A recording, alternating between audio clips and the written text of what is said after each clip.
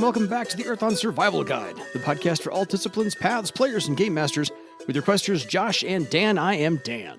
I am Josh. And on today's podcast, we'll be discussing all things horrifical part, 18, 19, 20 by this point? I don't really know.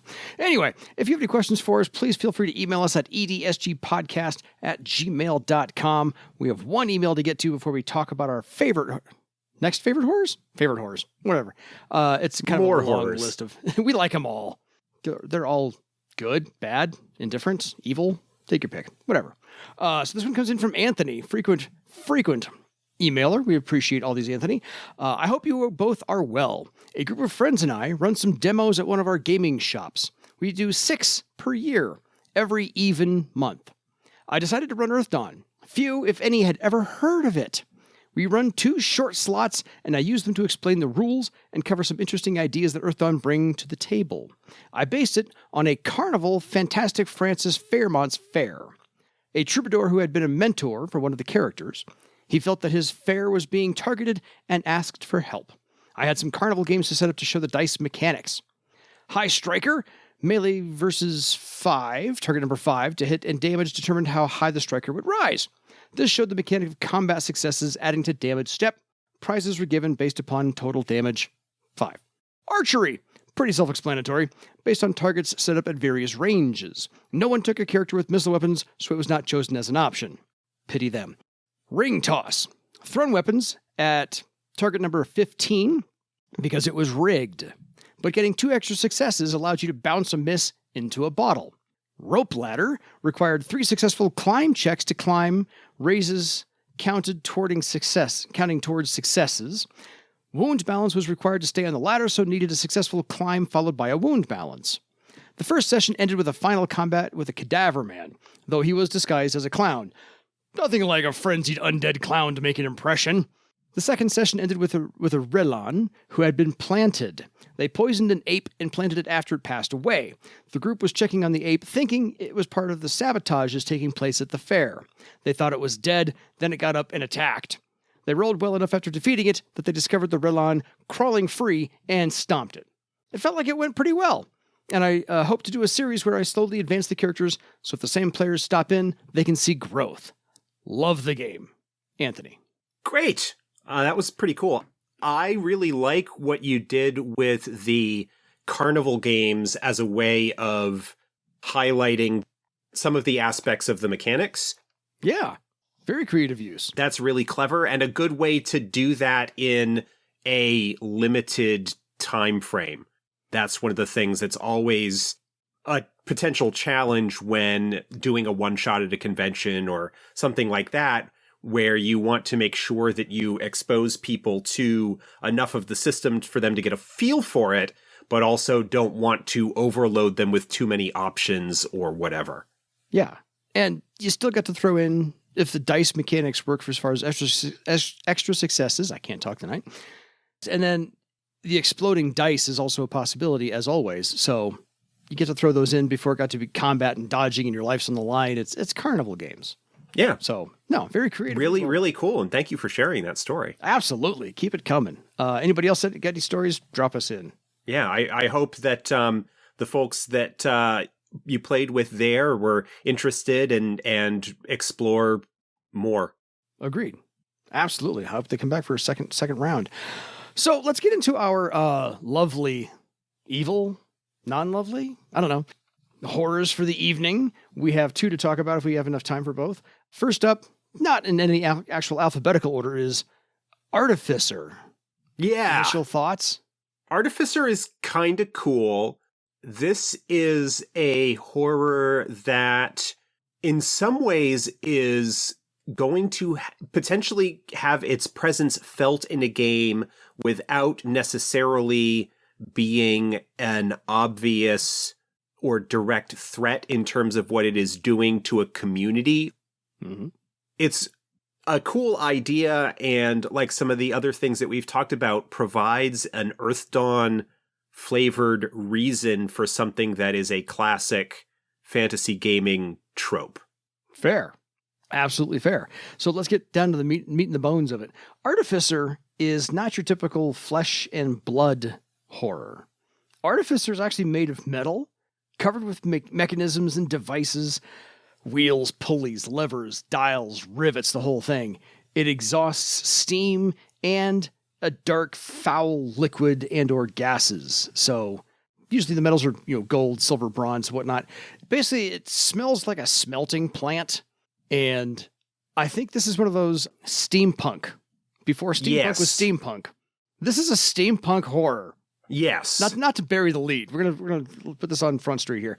It does have wheels on its vaguely quadrupedal underbelly, so maybe it's can power itself. It's a weird makeshift mechanoid, something along those lines. It maybe is an elemental spirit mixed with a horror. Its history is kind of during a previous scourge. Dragons summoned a powerful elemental from the plane of metal, and the horrors naturally corrupted this metal elemental, turning into a hybrid horror elemental. Because what's worse than that? A hybrid horror dragon. Take it away. Yeah, the interesting thing about among many interesting things about Artificer, whatever it touches turns into a strange metal. The metallurgists in Earthdawn haven't been able to figure out exactly what it is, but it's a metal of some kind. So it's an alloy they hadn't exactly figured out what it was. So just a couple of things there. So if the magic is high enough, Artificer can burrow into the earth, and it uses its forged trap power, unique, of course, to Artificer, to transform caverns and tunnels into metallic mazes with traps galore. Yes. The premise, and this is where I was kind of talking about earlier with it providing an Earthdawn-flavored approach to the classic fantasy trope of a labyrinth of death traps. Yeah. I mean, to a certain extent, cares are already something like that, because the cares would have defenses to protect from the horrors, magical traps, physical traps, things like that. But Artificer is one that is going to make that even more complex and deadly. Yeah. But not just deadly. Artificer's traps quite frequently involve some kind of putting the victims of the trap in situations where their suffering is prolonged, or that the companions of a particular victim are sort of witnessing what is happening to their friend, and the entity feeds on the pain and helplessness of those who are caught within its machinations. Yes. And so Artificer's presence can be felt in a game without Artificer necessarily being there, by having your player characters descend into a care or ruin or something like that, and you can just have a section of it or the entire thing somehow transformed into this unusual metallic alloy, and leaning into maybe that steampunk aesthetic in terms of how these traps work. Sources that you could draw on if you're looking for some inspiration of the kinds of things that can be created. There's a fantastic, somewhat humorous collection known as Grimtooth's Traps. Oh, yeah. Which date back ages and ages. You know, these were books that had traps for D&D style dungeons that would frequently be set up to, if they try and avoid the trap this way, then this pivot goes off and kills them, or various other gruesome and elaborate and ironic ways to abuse your characters. Totally. You probably wouldn't want to necessarily use those just as is, because they are a little bit over the top. Yeah, a little bit.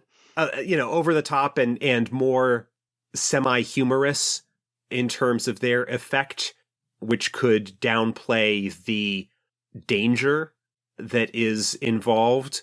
But of course, you can have wonderful treasures within these complexes that would draw adventurers into them to try and recover things. Yeah. And also it could be in kind of a situation where once you are in, the only way is through.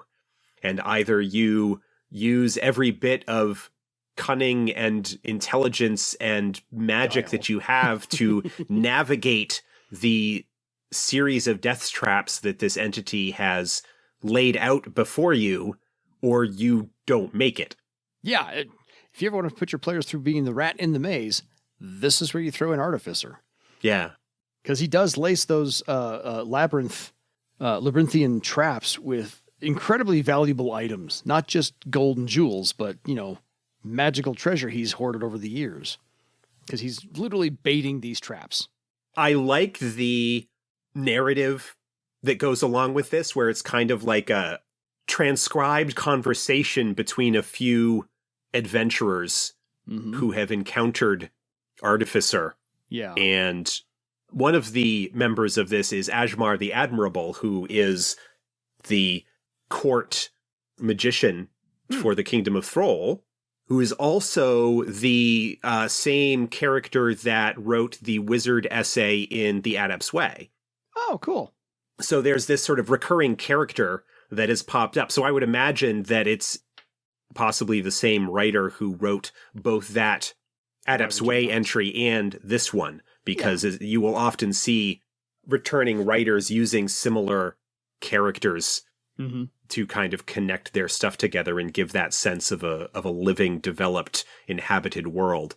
But yeah, there's this sort of a lot of discussion because the researcher that was working on this section finds that there's not actually a lot of solid recorded information about Artificer, and so this is the way that they get the information, is by talking to various adventurers who have encountered them. So one of Artificer's other powers is that it can swim through land, underground, like a fish does water, or a whale through water, because it's freaking huge, which reminds me of the dragon under Thrall, which can do the same thing. And I can't remember that dragon's name. Earthroot? Earthroot, yep. Yay, me! Look at my brain. So since Artificer is a elemental spirit corrupted by a horror, it is, however, immune to earth-related elemental spells. So I think it's one of the few times we've ever come across something in Earthdawn that it has listed an immunity. It just won't work. Yeah.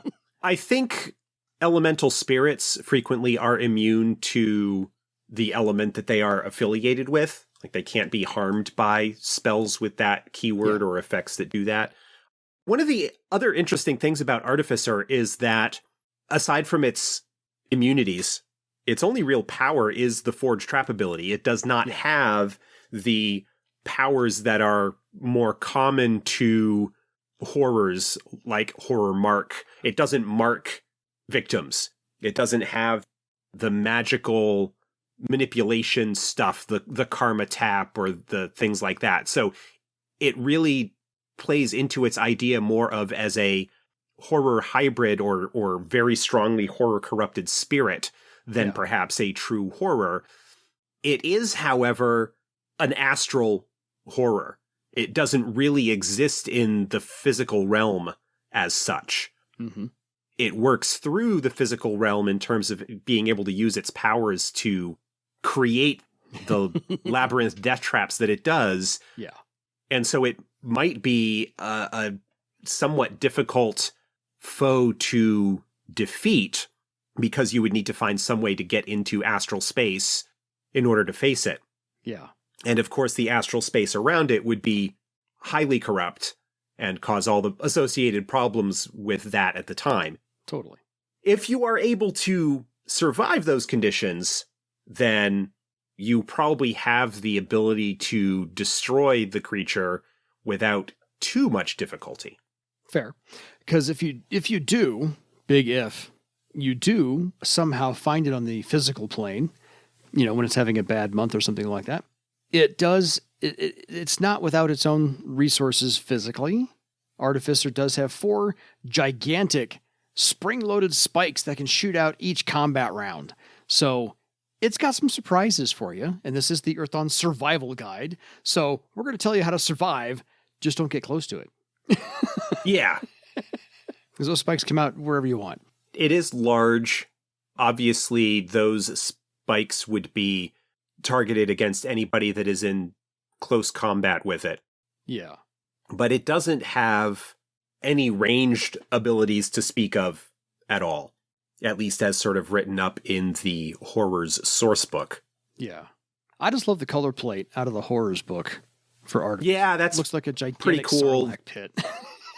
The black and white picture by Mark Tedden that accompanies the entry is pretty cool as well, which gives this kind of gaping maw of an undefined kind of steampunky thing. Oh, totally. It's just both pieces are great. They really are. It can definitely provide a rather alien aesthetic to the game in what is traditionally a fantasy medieval style thing. Yeah. And while you do have some examples of magitech like the Tiskrang riverboats and so forth, there's nothing that's aesthetically very clockworky, steampunkish, verging on fantasy sci-fi kind of thing. Yeah, this is your visual disruption.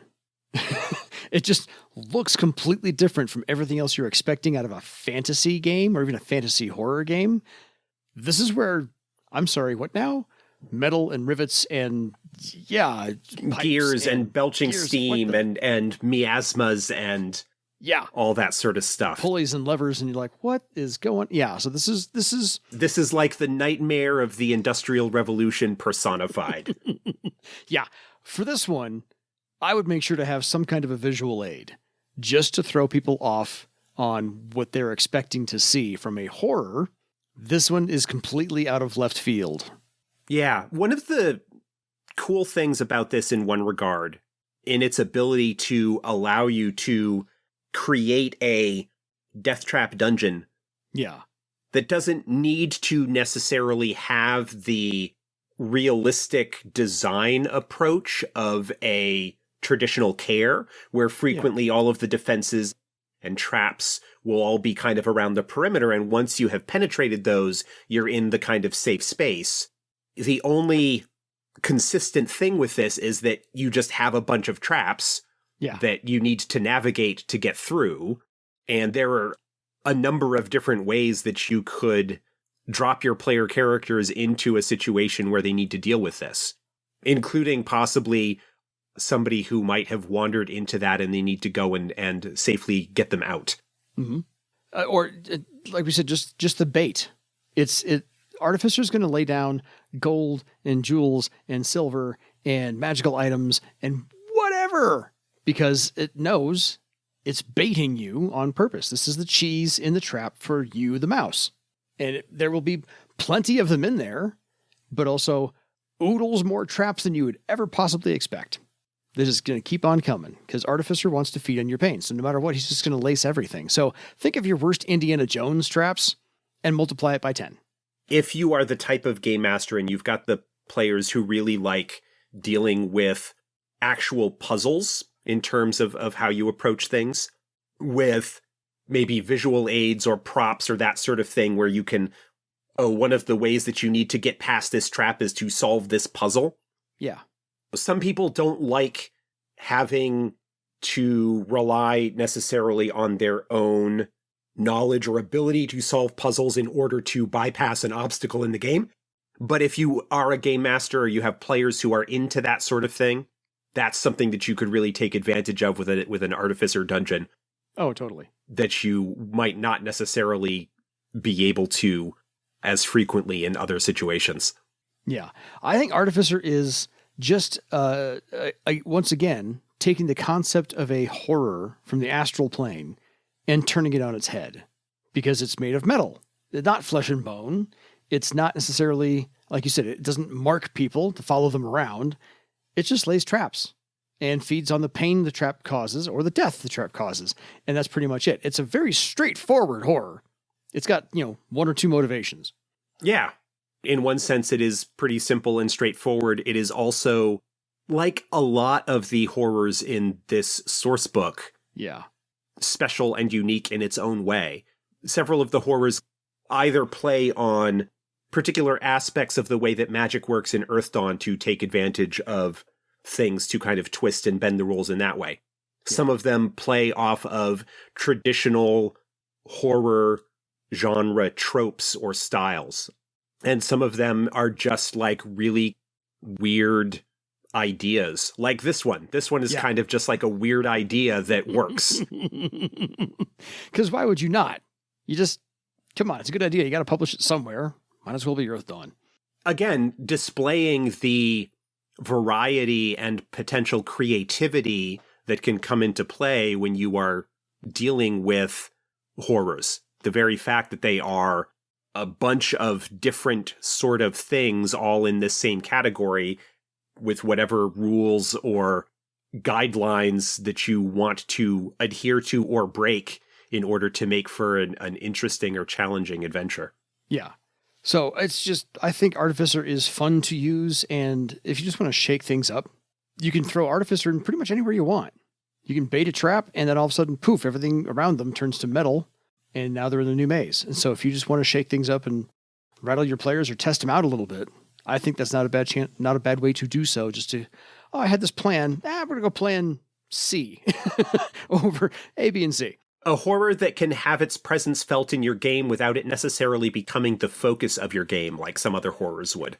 Yeah, it's not the build up in the mystery and the end all be all bad guy. It's just, we're going to do a side jaunt over here, get through some traps or not, and then, go from there.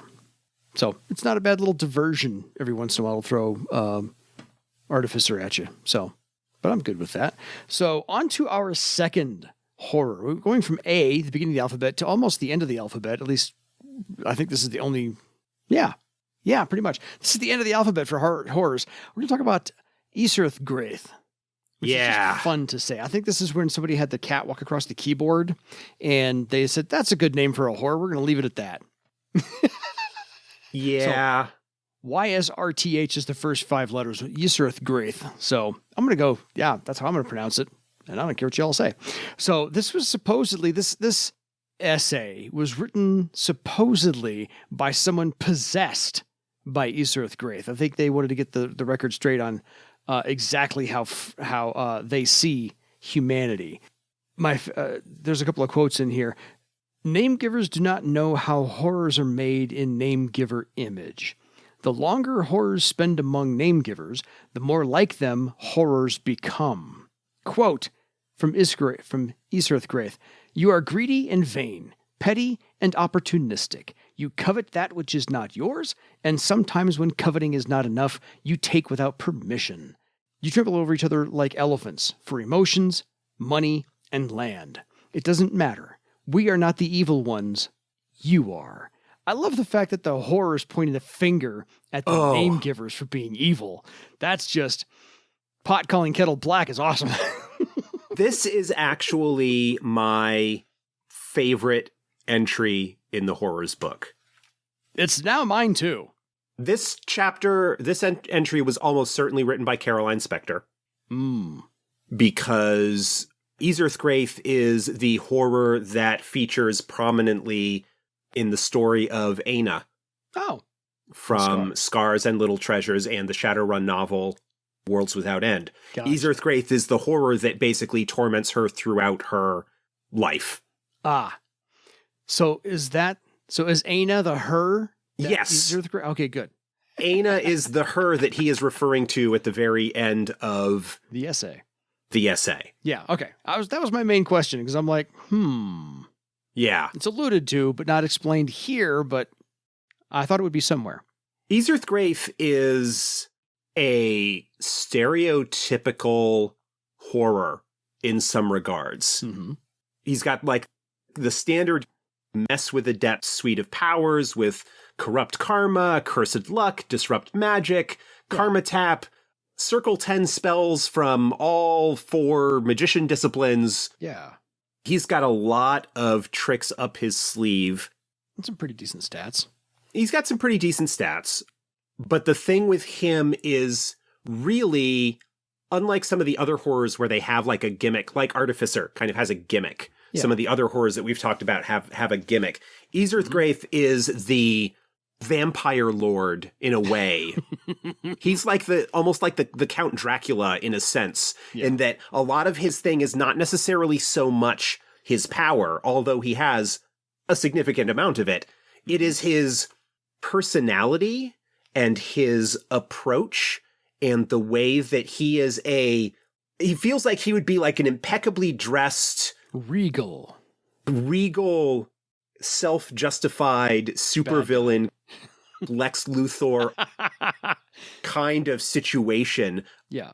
I often think of Ysrthgrathe as the horror of toxic masculinity. Oh, there you because go. of his sense of possession over Aina and how his relationship with her so colors and affects his interactions with every other name giver. There's really a serial killer vibe about him, but like the really suave Hannibal Lecter kind of serial killer.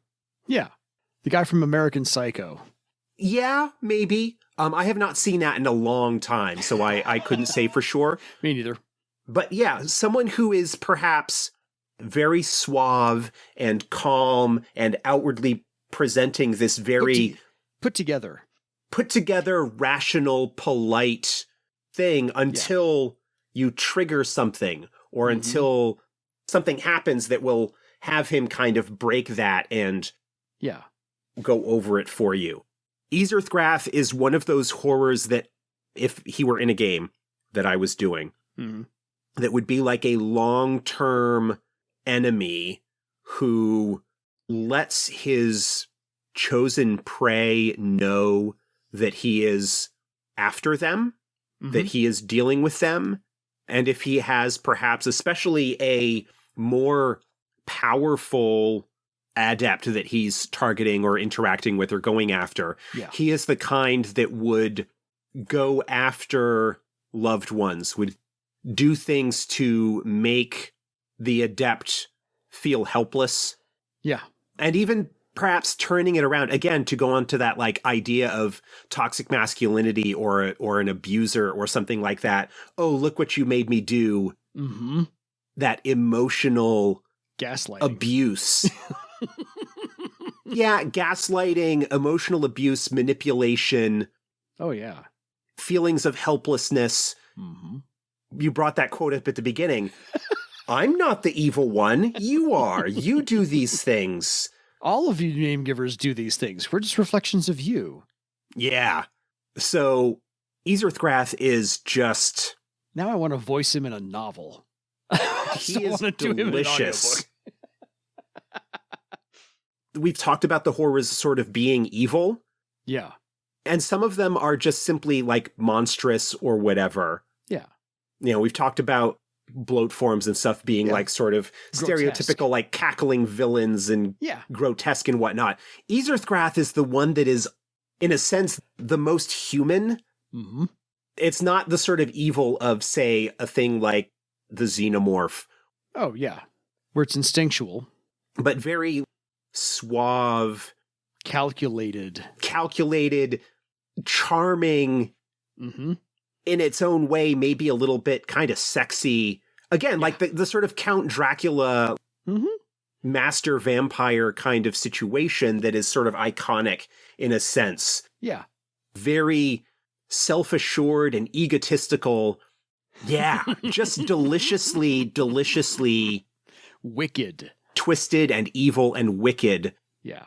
In a way that is, in some cases, maybe a lot more relatable. Because it is so similar to the kinds of things that we might encounter in our regular lives. Yeah. Well, because it's not barbaric and it's not overt like some of the other horrors can be. Some of them are barbaric. Some of them are a little nebulous. And so you're dealing with something that's undefined. And I mean, Artificer is pretty straightforward.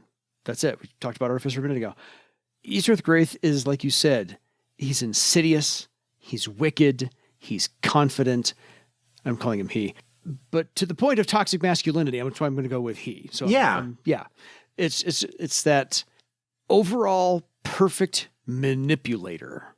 Perfect manipulator. That's it. So there is always a means to an end. There's always an end that it is searching for to get there.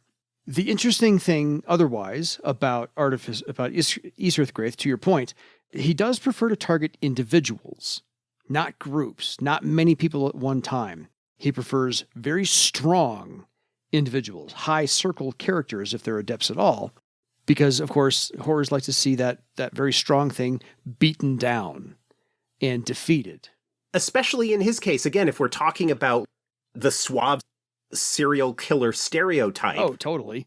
He has a type that he goes after, and his ego and his power. Yeah.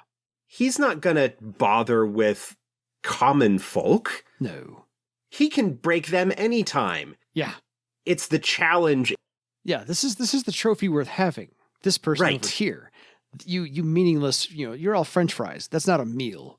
This over here is the filet mignon prime rib. This is the meal I've been looking for. And I will savor this for decades, centuries. For as long as I can. Unfortunately, You're not immortal like she was, so you will never measure up to her ideal. No, because he does prefer, other than Aina, he does prefer longer-lived victims, typically speaking, who have a longer lifespan. So elves, preferably, or Obsidian if he can get his hands on one, because he wants that torment to last as long as their life.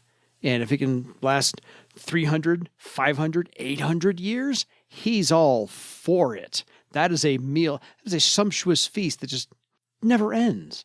But I want to bring something around.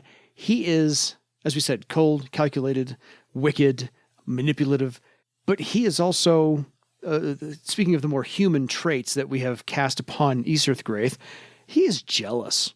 He is protectively jealous of his victims. That is my victim, not your victim.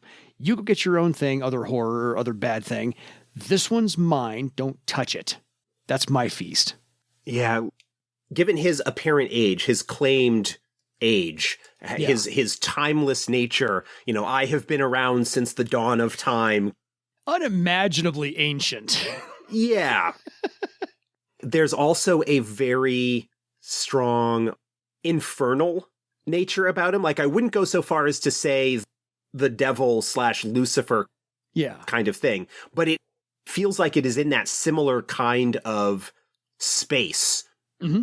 In terms of presence, in terms of the kind of story role that they would fill, to compare it to one that we haven't talked about in depth yet. Yeah. Vergigorm. Oh, Vergigorm is sort of this iconic horror of horrors, hunter of great dragons kind of thing. Yeah. But Vergigorm feels like more of a force of nature in a similar way that Ristul is, for example. Mm-hmm.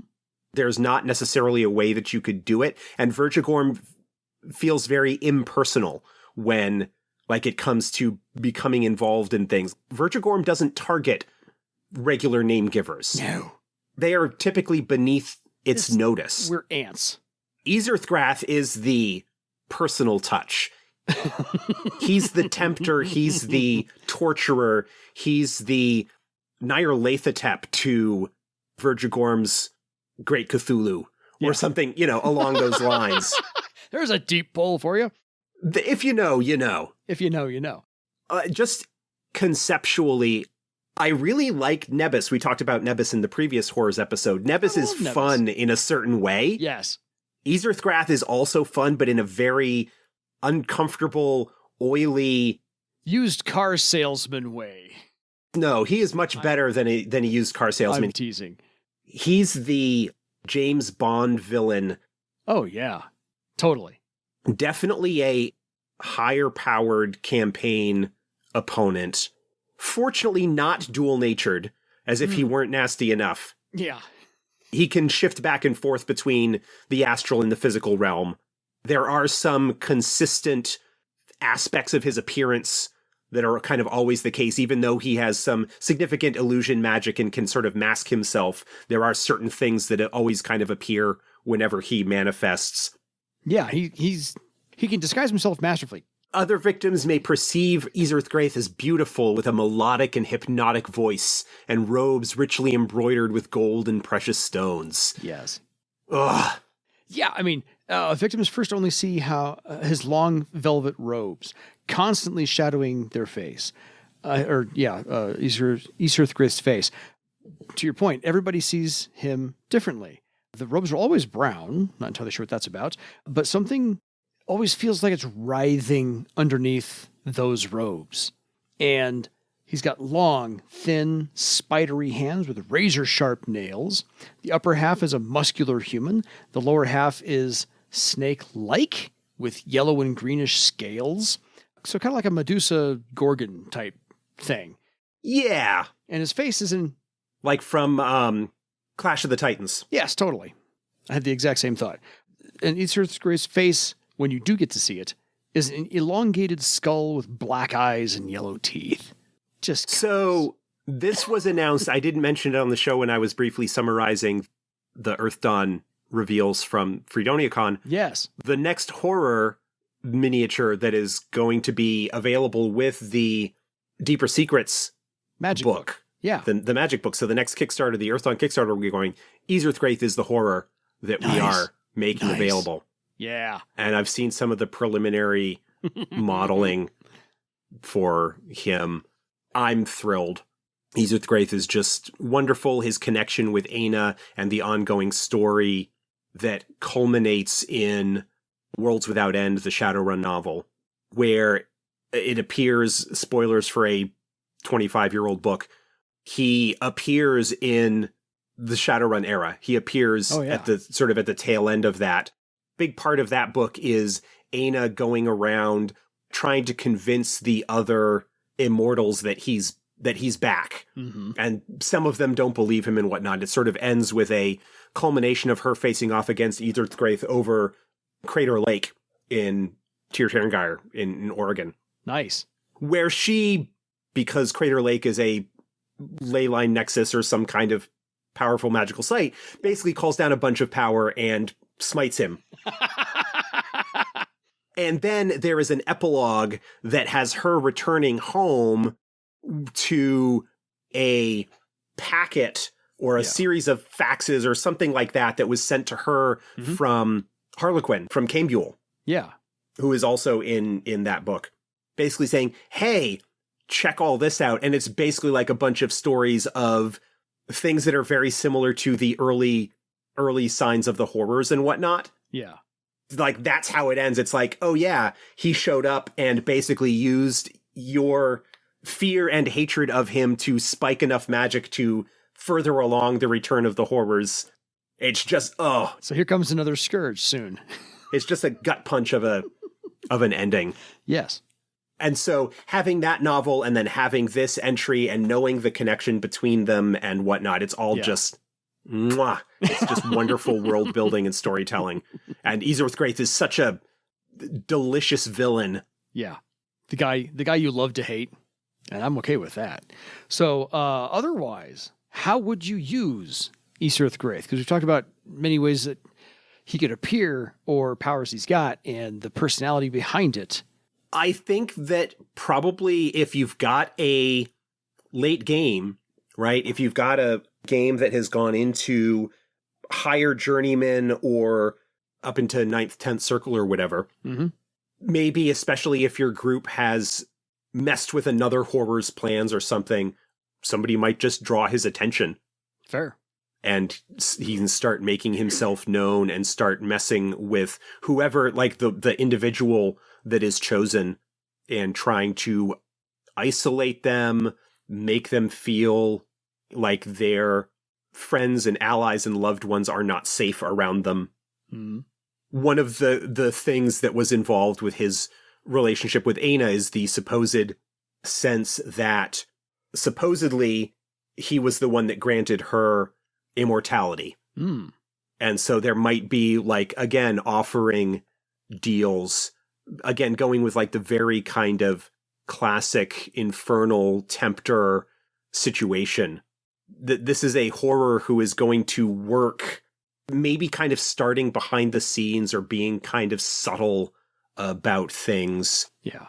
And trying to manipulate their chosen target and draw out whatever kind of suffering or pain that he can for as long as possible. He's not going to, like, pop out from a dark alley and, like, attack his victim. Oh, no.